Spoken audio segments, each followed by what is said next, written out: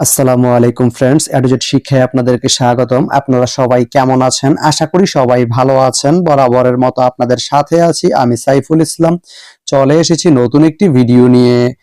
আজকে আমরা জানবো আপনি গুণবতী থেকে সদর রসুলপুর যেতে কোন কোন ট্রেন রয়েছে, সেই ট্রেনগুলো ছাড়ার নতুন সময়সূচি, বন্ধের দিন এবং গিয়ে পৌঁছতে কতক্ষণ সময় লাগবে বিস্তারিত।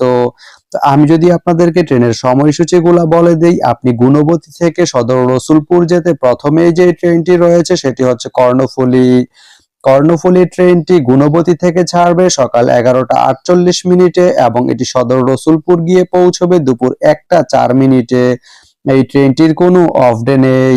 এরপরে রয়েছে ময়মনসিংহ মেল ট্রেনটি গুণবতী থেকে ছাড়বে সন্ধ্যা 7টা 42 মিনিটে এবং এটি সদর রসুলপুর গিয়ে পৌঁছবে রাত 9টা 20 মিনিটে। এই ট্রেনটির কোনো অফ ডে নেই।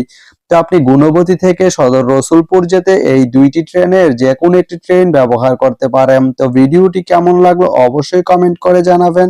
আর ভিডিওটি যদি ভালো লেগে থাকে বা আপনার কোনো উপকারে এসে থাকে তাহলে ভিডিওতে একটা লাইক করে দিবেন, কারণ আপনার একটা লাইক আমাকে অনেক ইন্সপায়ার করে নতুন নতুন আরো ভিডিও বানাতে। তো ধন্যবাদ সবাইকে ভিডিওটি এতক্ষণ ধৈর্য ধরে দেখার জন্য। ভালো থাকবেন, সুস্থ থাকবেন, এডুজেট শিক্ষার সঙ্গেই থাকবেন।